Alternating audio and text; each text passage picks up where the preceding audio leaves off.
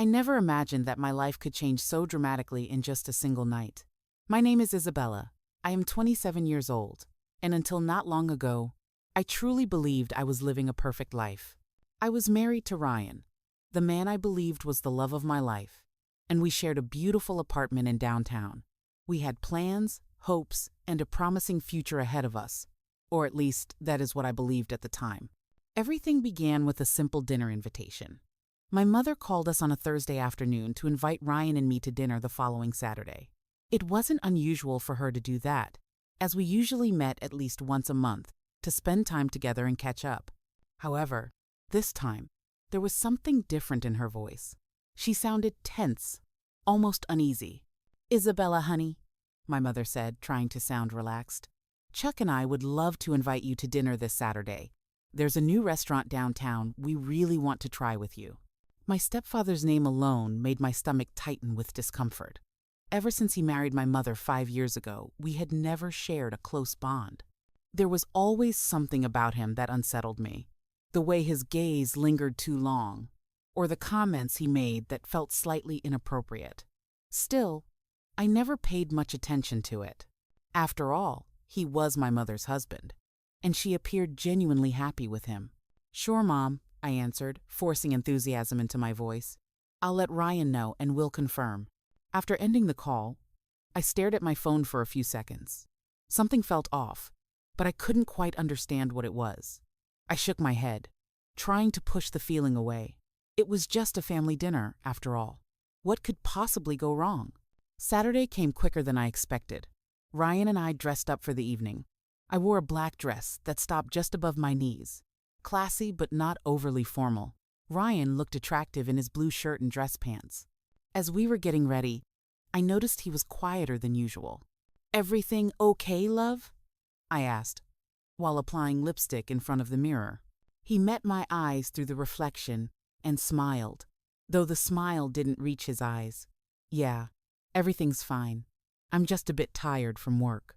I nodded, but deep down I felt there was more he wasn't saying. Lately, Ryan had been working late, coming home drained and distant. I tried not to read too much into it. Everyone goes through stressful periods at work, right? We arrived at the restaurant right at 8 p.m. It was a refined place with dim lighting and soft music playing in the background. My mother and Chuck were already seated at a table near the window. When she saw us, my mother stood up with a bright smile and wrapped her arms around both of us. "It's so wonderful to see you kids," she said warmly, kissing our cheeks. "You look amazing." Chuck rose more slowly, his eyes moving over me from head to toe before he spoke. "Isabella, you look beautiful," he said, and a chill ran down my spine. Then he turned toward Ryan and shook his hand. "Ryan, good to see you." We took our seats and ordered drinks. I noticed Ryan asked for a double whiskey, which was strange for him. He was usually very careful with alcohol, especially at family dinners. But once again, I chose not to dwell on it. At first, the conversation was light and easy. We talked about work, about my mother and Chuck's vacation plans, about the new house they were considering. On the surface, everything seemed normal, yet there was a tension beneath it all that I couldn't shake. Then I realized what it was. Chuck kept staring at me. It wasn't casual or absent-minded. It was intense, almost predatory. Every time our eyes met, I felt as if he were stripping me bare with his gaze. I tried to focus on my food, on the conversation, on anything except those eyes that seemed to consume me. Ryan, meanwhile, appeared completely unaware. He drank his whiskey as though it were water, ordering one after another. His face began to redden and his voice grew louder, less controlled. My mother watched him with concern but remained silent. As the evening went on, the discomfort grew. Chuck started making comments that sounded like harmless compliments, but felt anything but. "Isabella, that dress looks incredible on you.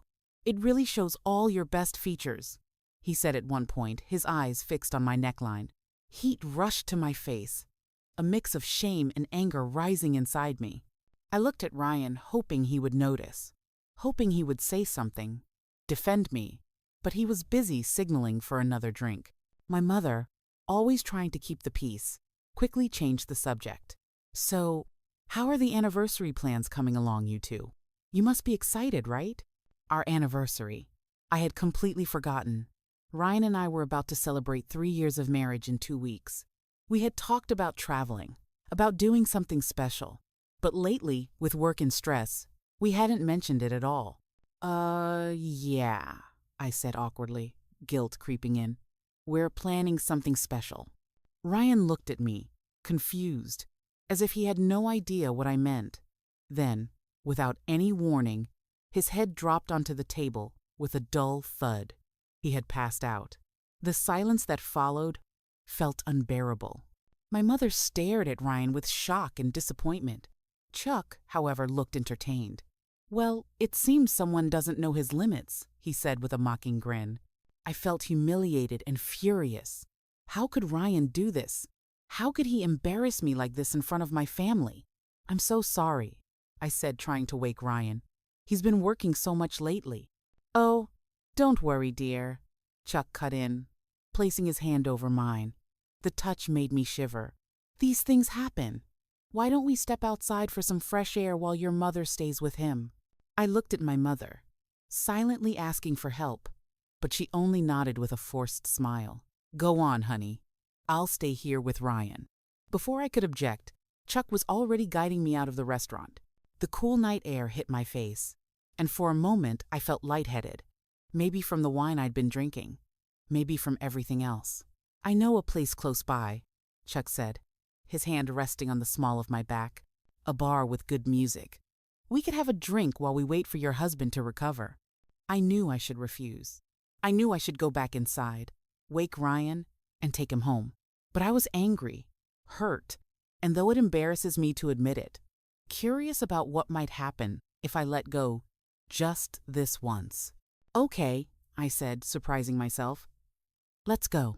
The bar was only a few blocks away, stylish with neon lights and music that made the floor pulse. Chuck led me straight to the counter, his hand never leaving my back. 2 martinis, he told the bartender, without asking what I wanted. When the drink was placed in front of me, I took a long sip. The alcohol burned, but it also filled me with a boldness I hadn't felt in a long time. Let's dance, Chuck suggested, or rather commanded. Before I could answer, he was already pulling me toward the dance floor. The music was loud, the lights flashing, and suddenly I was in my stepfather's arms, moving to a song I didn't recognize. Chuck was a good dancer, I had to admit.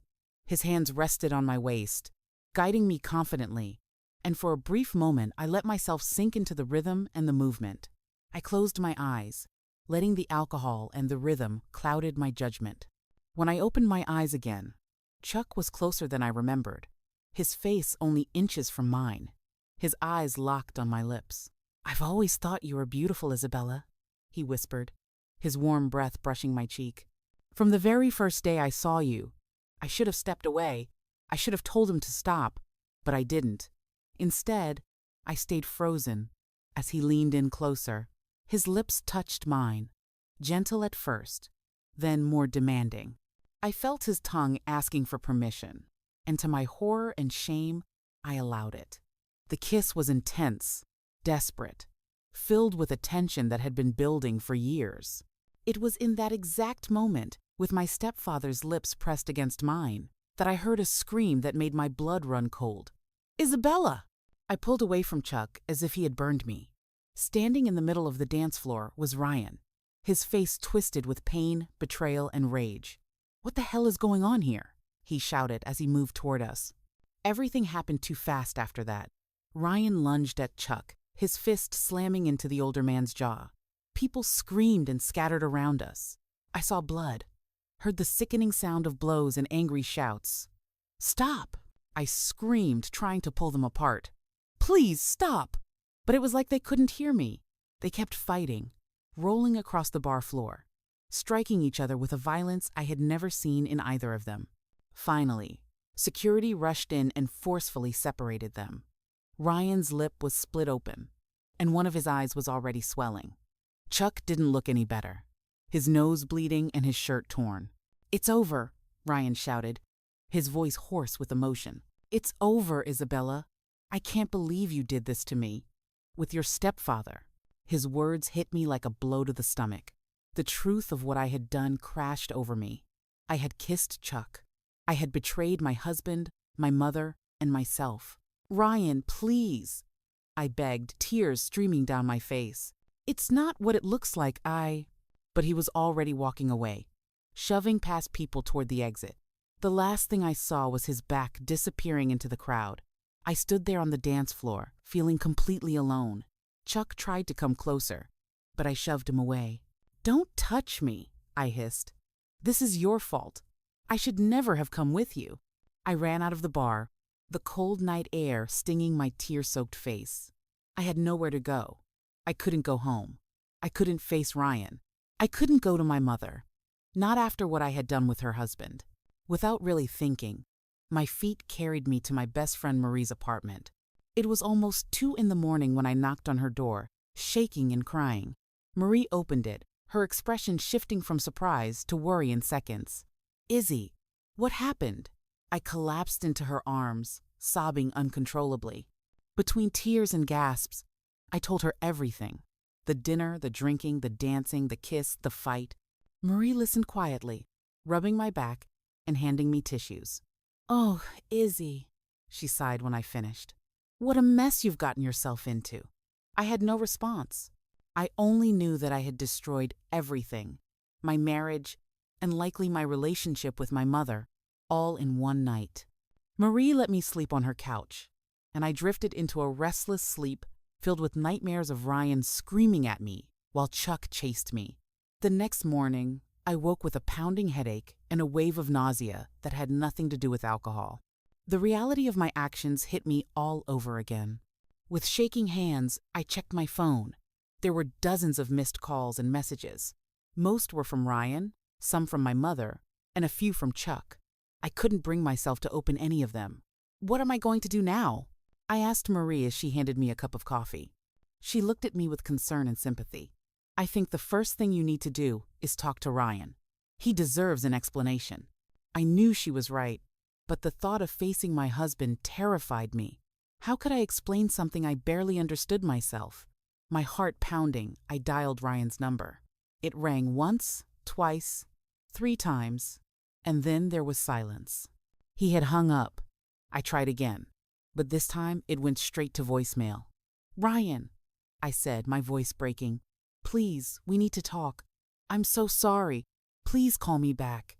I spent the rest of the day in a constant state of anxiety, switching between crying on Marie's shoulder and obsessively checking my phone, but Ryan never called.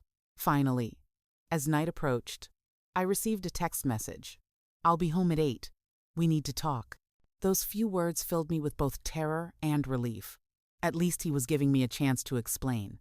I arrived at our apartment a few minutes before 8. My hands were shaking so badly I could barely unlock the door. The place looked exactly the same as it had the night before, and somehow that made everything hurt even more, as if time had frozen just before everything fell apart. Ryan arrived right on time. When he walked in, I almost didn't recognize him. Dark circles framed his eyes. His split lip was still swollen, and the pain etched on his face broke my heart. "Ryan," I began, but he lifted a hand to stop me. "No, Isabella. Let me talk first," he said, his voice hoarse and exhausted. "I've spent the last 24 hours trying to understand what happened last night. Trying to understand how my wife, the woman I love and trust more than anyone, could kiss her stepfather right in front of me." His words struck me like a blow. I wanted to interrupt, to explain, but I knew I had to let him continue. "I can't stop thinking about it," he went on. "About the way you looked in his arms. About how you kissed him. I keep wondering if this has been going on behind my back, if every time we had dinner with your mother and Chuck, you two—" "No!" I cried, unable to hold back any longer. "Ryan, I swear to you, nothing ever happened before. It was a horrible mistake, a stupid thing I did in a moment of weakness. I was angry with you for falling asleep. I was confused. I'd had too much to drink." "So it's my fault?" he asked sharply. "Because I fell asleep, you decided to kiss your stepfather?" "That's not what I meant," I said desperately. "I know there's no excuse for what I did. It was wrong. and I regret it more than I can ever say."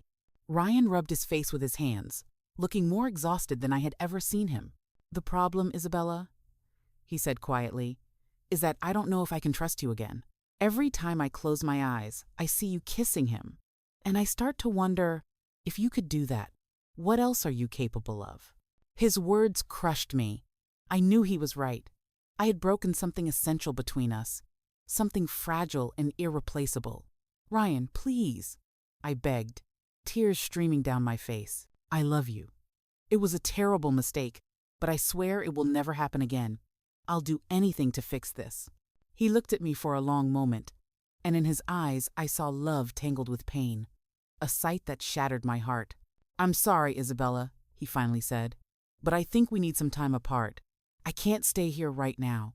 I can't look at you without thinking about what happened. I need space to think, to process all of this." It felt as though the ground had disappeared beneath my feet. "What do you mean?" I whispered. "Are you leaving?" He nodded slowly. "I'll stay with my brother for a while. I need distance to think clearly about our future." "Our future?" I repeated faintly. "Do you still think we have one?" Ryan was silent for a moment that felt endless. "I don't know, Isabella, I really don't know." I watched in silence as he packed a suitcase, unable to move or speak. When he finally headed for the door, he turned back to me one last time. "I'll call you when I'm ready to talk," he said, and then he was gone. I stood alone in the middle of our apartment, the emptiness pressing in on me. The weight of what I had done, of everything I had lost, came crashing down all at once. I sank to the floor, crying uncontrollably. I don't know how long I stayed there, but eventually, the sound of my phone pulled me out of my stupor. It was a message from my mother. "Isabella, we need to talk. It's urgent." My heart sank even further. Of course, my mother. How could I have forgotten that I hadn't just betrayed my husband, but her as well? With trembling hands, I replied that I would come to see her the next day. I couldn't face her that night, not in the state I was in. That night, I slept on the couch. I couldn't bear the thought of lying in our bed, surrounded by Ryan's scent and the memories of our life together. The next morning, I woke feeling like I had been run over. My head throbbed, my eyes were puffy from crying, and my heart felt like it had been ripped from my chest. I dragged myself to the bathroom and looked in the mirror. I barely recognized the woman staring back at me, smeared makeup, tangled hair, and a face etched with total defeat. "What have you done, Isabella?" I whispered to myself. With a heavy sigh, I showered and dressed mechanically. I had to face my mother, and I had no idea how I was going to explain what had happened. The car ride to her house was torture. Every red light gave my mind a chance to replay the events of that night, imagining every possible scenario of how the conversation would go. When I finally arrived, I sat in the car for several minutes, gathering the courage to get out. With a deep breath, I forced myself to walk to the door. My mother opened it before I could ring the bell. Her face was pale and tense, lined with worry I hadn't noticed before. "Isabella?" she whispered, her voice barely audible. "Come in." I followed her to the living room, noticing how unusually quiet the house felt. "Where's Chuck?" I asked, almost dreading the answer. My mother sat on the couch and gestured for me to do the same. "He's gone," she said simply. I sank into the seat, feeling the weight of the world on my shoulders. "He told me everything," my mother began, her voice trembling, or at least his version of it. My heart raced. What could Chuck have told her? "He told me that you seduced him," she continued, her voice quivering. "That you took him to that bar with the intention of being with him. He said that you initiated the kiss, that he tried to stop you, but that you were too drunk." I felt my blood run cold. "Mom, that's not—" "Let me finish," she interrupted. At first, I didn't want to believe it. I couldn't imagine that my daughter would do something like that. But then Chuck mentioned that it wasn't the first time you had shown interest in him. He said you had been flirting with him for years, sending him signals. Tears streamed down my cheeks. I couldn't believe what I was hearing. Chuck had not only twisted the events of that night, but had fabricated an entire false history between us. "Mom, I swear none of that is true," I sobbed. "Never, ever have I shown interest in Chuck. That night was a terrible mistake. I drank too much. I was angry with Ryan. And Chuck, he took advantage of the situation. I was weak, and I made a horrible mistake, but I swear nothing had ever happened between us before. My mother looked at me for a long moment, her eyes full of pain and confused. Why should I believe you, Isabella? Chuck is my husband. He's been by my side for years. Why would he lie about something like this? Her words struck me like a slap. And what am I, Mom? Am I not your daughter? Don't you know me better than anyone? Do you really believe I could do something like that? I saw the conflict in her eyes, the internal struggle between believing her husband or her daughter. Finally, she let out a long, heavy sigh. I don't know what to believe, Isabella. All of this, it's too much. Chuck is gone, she added. He said he needed time to think, to decide if he can forgive me for doubting him. I felt fury rising in me. Forgive you, Mom? He's the one who should be asking for forgiveness. He's manipulating you. Can't you see that? My mother stood abruptly. I think you should go, Isabella. I need time to process all of this, to decide what to do. I stood, feeling the world collapse around me. Mom, please, I need you. You can't believe him over me. But I saw in her eyes that at least for now, she wasn't going to listen. With a broken heart, I headed for the door. I love you, Mom, I said, my voice shaking. I'm so sorry about all of this. I hope someday you can see the truth. I left her house utterly devastated. In a matter of days, I had lost my husband, and now it seemed I had lost my mother too, all because of a single moment of weakness, a mistake I should never have made. I drove aimlessly through the city, tears blurring my vision. I didn't know where to go. I couldn't go back home. I couldn't face the loneliness of that apartment full of memories. Almost without realizing it, I found myself parked in front of Marie's building. My friend welcomed me with open arms. She didn't ask questions. She let me cry on her shoulder for hours, offering tissues and quiet words of comfort. You can stay here as long as you need, she said finally. You don't have to face this alone. I nodded, grateful to have at least one person still in my corner. The following days passed in a haze. I moved through Marie's apartment like a ghost, barely eating, barely sleeping. Ryan hadn't called. My mother wasn't responding to messages. And Chuck? Well, it was better not to think about Chuck. It was Marie who finally pulled me from my stupor. Isabella, she said one morning, sitting beside me on the couch, you can't go on like this. You need to face what happened and decide what you're going to do now. I looked up from the coffee cup I had been staring at for an hour. What can I do, Marie? I've ruined everything. She took my hand in hers. Yes, you made a mistake, a big one, but that doesn't mean your life is over. You have to decide how you'll move forward. Her words cut through the fog of self-pity I had been trapped in. She was right. I couldn't keep drifting like this. Where do I start? I asked, feeling lost. I think the first thing is to talk to a therapist, Marie suggested. Someone who can help you process everything that happened and understand why you did what you did. The thought of discussing my mistakes with a stranger terrified me, but I knew she was right. I needed professional guidance to navigate this mess. And I think you should look for a job, she continued. Something to keep you busy, give you purpose. I nodded slowly. I had left my job a year ago to focus on writing a novel, a dream that now seemed distant and trivial. You're right, I said finally. I can't keep hiding from the world. That afternoon, I made my first therapist appointment. I also updated my resume and began looking at job postings. It was a small step, but it felt like progress. The following weeks were a constant challenge. Every morning I woke with a knot in my stomach, haunted by memories of what I had lost. But gradually, with therapy and Marie's unwavering support, I began to confront my demons. In sessions, Dr. Rodriguez helped me explore the motives behind my actions that night. We discussed my marriage, the issues Ryan and I had ignored for months. Isabella, she told me during one session, what you did was a mistake, but it didn't happen out of nowhere. There were underlying problems in your marriage that needed attention. I reflected on her words. It was true, Ryan and I had been drifting apart.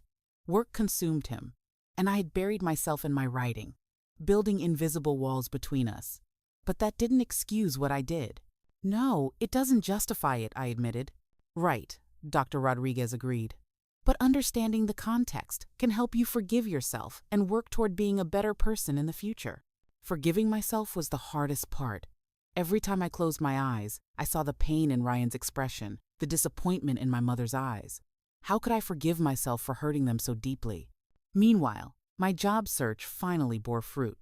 I got a position as an editor at a small publishing house. It wasn't my dream job, but it kept me busy and gave me a sense of purpose.